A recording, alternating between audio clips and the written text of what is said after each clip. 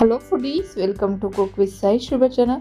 ನಾನು ಇವತ್ತು garlic chicken ಮಾಡಿ ತೋರಿಸ್ತಿದ್ದೀನಿ. ತುಂಬ ಸಿಂಪಲ್ಲು, ತುಂಬಾ ಟೇಸ್ಟಿಗೆ, ತುಂಬಾ ಚೆನ್ನಾಗಿರುತ್ತೆ. ನೋಡ್ತಾ ಇರೋನೇ ತಿನ್ನಬೇಕು ಅನಿಸುತ್ತೆ. ಒಬ್ಬರು ಬೇಕಾದ್ರೆ 1/2 ಕಿಲೋ ಬೇಕಾದ್ರೆ ತಿನ್ಬೋದು, ಅಷ್ಟು ಚೆನ್ನಾಗಿ ಬರುತ್ತೆ ಮತ್ತು ಸಾಫ್ಟಾಗಿ ತುಂಬಾ ಚೆನ್ನಾಗಿರುತ್ತೆ. ಬನ್ನಿ ಈಗ ಹೇಗೆ ಮಾಡೋದು ಅಂತ ನೋಡೋಣ. ಹಾಗೆ ಫ್ರೆಂಡ್ಸ್, ವಿಡಿಯೋ ಇಷ್ಟ ಆದರೆ ಲೈಕ್ ಮಾಡಿ, ಫ್ಯಾಮಿಲಿ ಆ್ಯಂಡ್ ಫ್ರೆಂಡ್ಸ್ಗೆ ಶೇರ್ ಮಾಡಿ, ಹಾಗೆ ಮಿಸ್ ಮಾಡ್ದಂಗೆ ಸಬ್ಸ್ಕ್ರೈಬ್ ಮಾಡ್ಕೊಂಡು ನೋಡಿ. ಫ್ರೆಂಡ್ಸ್, ನಾನಿಲ್ಲೊಂದು 1/2 kg ಅಷ್ಟು ಚಿಕನ್ ತೊಗೊಂಡಿದ್ದೀನಿ. ಬೋನ್ ಇರೋದನ್ನೇ ಚಿಕನ್ ತೊಗೊಂಡಿದ್ದೀನಿ. ಬೋನ್ಲೆಸ್ಗಿಂತ ಬೋನ್ ಇರೋದನ್ನೇ ತೊಗೊಂಡ್ರೆ ಚೆನ್ನಾಗಿರುತ್ತೆ. ಅದಕ್ಕೆ ನಾನಿಲ್ಲಿ 1.5 ಸ್ಪೂನ್ ಆಗೋಷ್ಟು ಜಿಂಜರ್ ಗಾರ್ಲಿಕ್ ಪೇಸ್ಟ್ ಹಾಕ್ತಾ ಇದ್ದೀನಿ. ಹಾಗೆ ಒಂದು ಅರ್ಧ ಸ್ಪೂನ್ ಆಗೋಷ್ಟು ಚಿಲ್ಲಿ ಪೌಡರ್ ಹಾಕೋತಾ ಇದ್ದೀನಿ. ಹಾಗೆ ರುಚಿಗೆ ತಕ್ಕಷ್ಟು ಉಪ್ಪನ್ನು ಕೂಡ ಹಾಕೋತಾ ಇದ್ದೀನಿ ನಾನಿಲ್ಲಿ. ಇದಕ್ಕೆ ಒಂದು 1/4 ಟೇಬಲ್ ಸ್ಪೂನ್ ಆಗೋಷ್ಟು ಅರಿಶಿಣದ ಪುಡಿನೂ ಕೂಡ ಹಾಕ್ಕೊಂಡು, ಹಾಗೆ ಒಂದು 1/2 ನಿಂಬೆಹಣ್ಣು ಹಾಕೊಳ್ಳೋಣ. ಒಂದು ಅರ್ಧ ಒಡ್ಕೋಷ್ಟು ನಿಂಬೆಹಣ್ಣನ್ನು ಹಾಕ್ಕೊಂಡು ಚೆನ್ನಾಗಿ ಮಿಕ್ಸ್ ಮಾಡಿ ಮ್ಯಾರಿನೇಟ್ ಮಾಡೋದಕ್ಕೆ ಇಟ್ಬಿಡೋಣ. ಸಿಂಪಲ್ಲು, ಬ್ಯಾಚುಲರ್ಸ್ ಕೂಡ ಮಾಡ್ಬೋದು. ತುಂಬ ಸಿಂಪಲ್ಲಾಗಿ ಟೇಸ್ಟಿಯಾಗಿ ಬರುತ್ತೆ.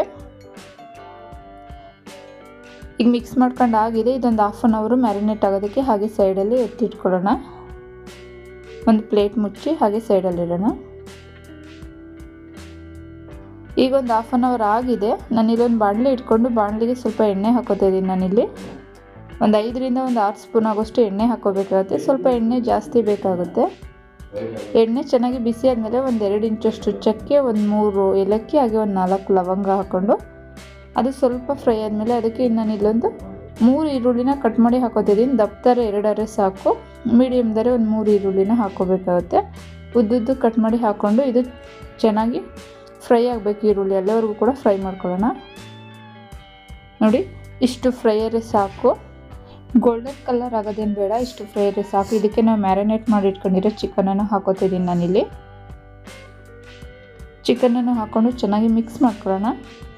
ಹೈ ಫ್ಲೇಮಲ್ಲಿ ಇಟ್ಕೊಂಡು ನಾವಿಲ್ಲಿ ಚೆನ್ನಾಗಿ ಮಿಕ್ಸ್ ಮಾಡ್ಕೊಳ್ಳೋಣ. ಚಿಕನ್ ಹಾಕಿದ್ಮೇಲೆ ಹೈ ಫ್ಲೇಮಲ್ಲಿ ಇಟ್ಕೊಂಡು ಒಂದು 5 ನಿಮಿಷ ಚಿಕನ್ನ ಚೆನ್ನಾಗಿ ಫ್ರೈ ಮಾಡ್ಕೋಬೇಕಾಗುತ್ತೆ.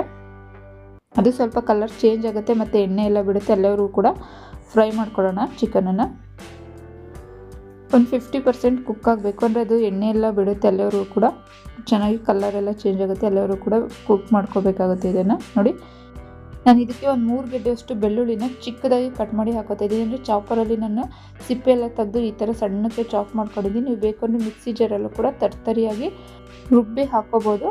ತರ್ತರಿಯಾಗಿ ಇರಬೇಕು, ಹಾಗಿದ್ರೆ ಬೆಳ್ಳುಳ್ಳಿ ಅದು ಫ್ಲೇವರ್ ಎಲ್ಲ ಚೆನ್ನಾಗಿ ಬರುತ್ತೆ. ಇದು ಬೆಳ್ಳುಳ್ಳಿನೂ ಕೂಡ ಹಾಕ್ಕೊಂಡು ಚೆನ್ನಾಗಿ ಮಿಕ್ಸ್ ಮಾಡ್ಕೊಳ್ಳೋಣ ಎಲ್ಲವುದು ಒಂದ್ಸಲ.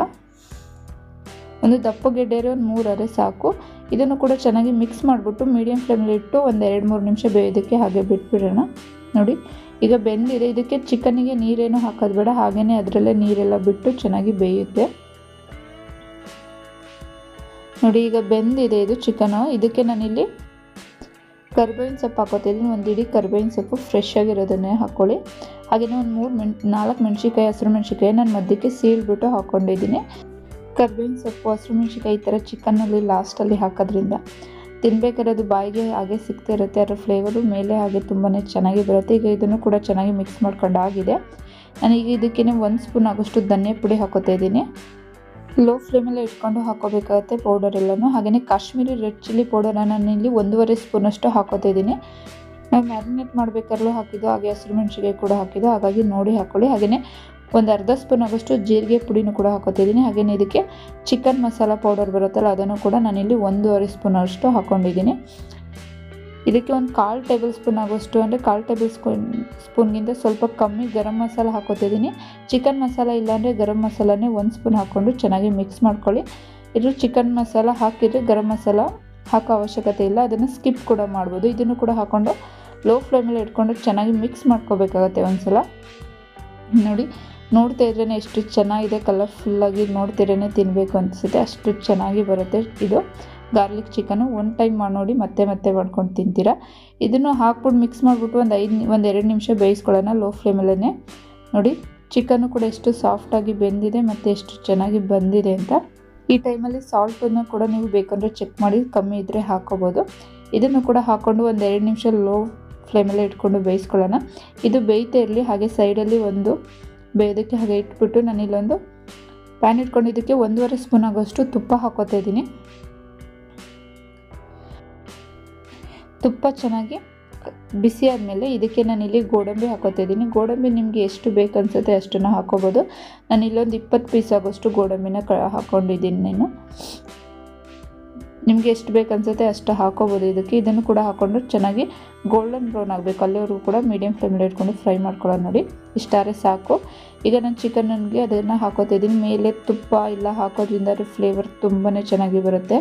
ಅಲ್ಲಲ್ಲೇ ಗೋಡಂಬಿ ಎಲ್ಲ ಸಿಗ್ತಿರುತ್ತೆ ಮತ್ತು ತುಪ್ಪದ ಫ್ಲೇವರ್ ಎಲ್ಲದು ತುಂಬ ಚೆನ್ನಾಗಿರುತ್ತೆ. ಮಾಡಿ ನೋಡಿ ಈ ಸಲ ನ್ಯೂ ಇಯರ್ಗೆ ನೀವು ಕೂಡ ಎಲ್ಲರೂ ಇಷ್ಟಪಟ್ಟು ತಿಂತಾರೆ, ಅಷ್ಟು ಚೆನ್ನಾಗಿ ಬರುತ್ತೆ. ಲಾಸ್ಟಲ್ಲಿ ಕೊತ್ತಂಬರಿ ಸೊಪ್ಪು ಹಾಕ್ಬಿಟ್ಟು ನಾನು ಚೆನ್ನಾಗಿ ಮಿಕ್ಸ್ ಮಾಡ್ಕೊತೀನಿ. ಕೊತ್ತಂಬರಿ ಸೊಪ್ಪನ್ನು ಕೂಡ ನಿಮಗೆ ಎಷ್ಟು ಬೇಕು ಅನಿಸುತ್ತೆ ಅಷ್ಟು ಧಾರಾಳವಾಗಿ ಹಾಕ್ಬೋದು.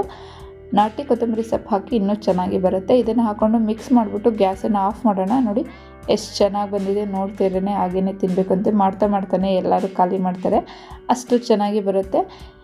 ನೀವು ಕೂಡ ಮಾಡಿ ಹೇಗೆ ಬಂತು ಅಂತ ಕಮೆಂಟ್ ಬಾಕ್ಸಲ್ಲಿ ಕಮೆಂಟ್ ಮಾಡಿ ಫ್ರೆಂಡ್ಸ್. ನಾನಿಲ್ಲೊಂದು ಸರ್ವಿಂಗ್ ಪ್ಲೇಟ್ ತೊಗೊಂಡು ಸರ್ವ್ ಮಾಡ್ತಾಯಿದ್ದೀನಿ.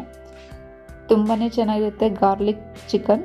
ಒನ್ ಟೈಮ್ ಮಾಡಿ ನೋಡಿ. ಈ ಸಲ ನ್ಯೂ ಇಯರ್ಗೆ ನೀವು ಕೂಡ ತುಂಬಾ ಇಷ್ಟಪಟ್ಟು ತಿಂತಾರೆ ಎಲ್ಲರೂ, ಅಷ್ಟು ಚೆನ್ನಾಗಿ ಬರುತ್ತೆ. ಇದ್ರ ಮೇಲೆ ಸ್ವಲ್ಪ ಬಿಸಿ ಬಿಸಿಯಾಗಿದ್ದಾಗಲೇ ನಿಂಬೆಹಣ್ಣಿನ ರಸ ಹಾಕ್ಕೊಂಡು ತಿಂತಾರೆ, ತುಂಬಾ ಚೆನ್ನಾಗಿ ಬರುತ್ತೆ.